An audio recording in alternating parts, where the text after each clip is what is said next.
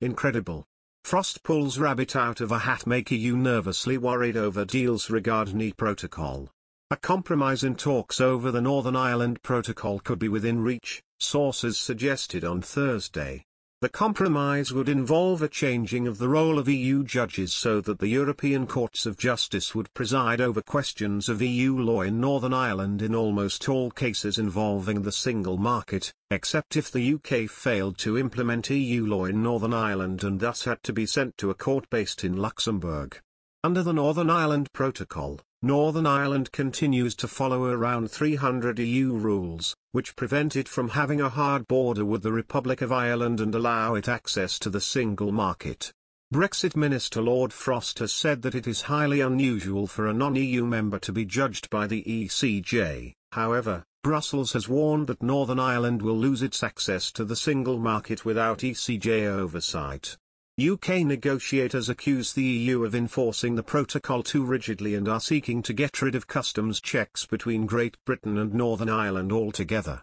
The EU has proposed a compromise which would allow for lighter checks on goods moving between these countries. The offer, which Brussels officials hopes will become legally binding, would cut customs formalities by 50%, according to RTE. While far removed from the government's demands, a host of EU supporters have taken to Twitter to insist that the UK can expect no better. Paul Woodcroft wrote, "Anyone with sense would bite your arm off for a deal like this." He added, "But Brexit made no sense and those pursuing Brexit lack sense."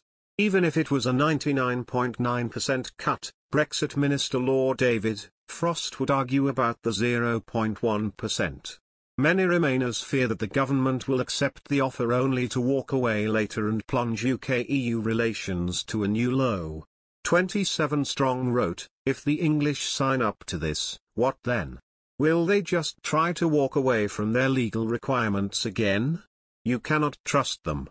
Frank I Am, whose profile picture shows the EU flag flying high, added, "Frost will bag this and say it's still not enough." Some British business leaders, including the chairman of Marks and Spencer, suggest we shouldn't bother signing up to the agreement in the first place. In a letter to Lord Frost, seen by the Financial Times, Archie Norman said the offer could result in worsening friction and cost and a high level of ambiguity and scope for dispute. He suggested it would add £9 million in extra costs every year, forcing the company to cancel the shipping of some product lines to Northern Ireland.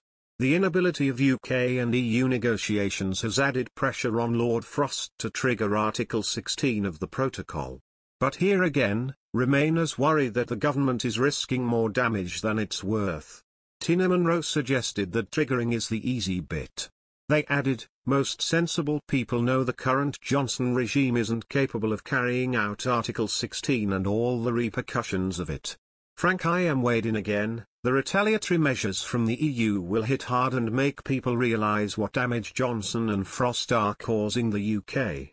This is in spite of the EU's recent step down on threats to impose sanctions if Article 16 is triggered."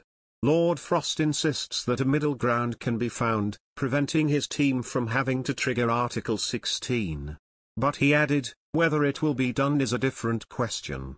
Lord Frost has repeatedly warned the threshold for triggering Article 16, the legal way of suspending the protocol, has been met and said he would use the mechanism if there was no breakthrough in negotiations. At the start of October he said of the talks, "We need a short and intensive negotiation, and when I say short, I mean weeks, 3 weeks." But with the discussions set to now drag into next week, Unionists in Northern Ireland fear the Brexit minister will not follow through on his threat. Brexit Minister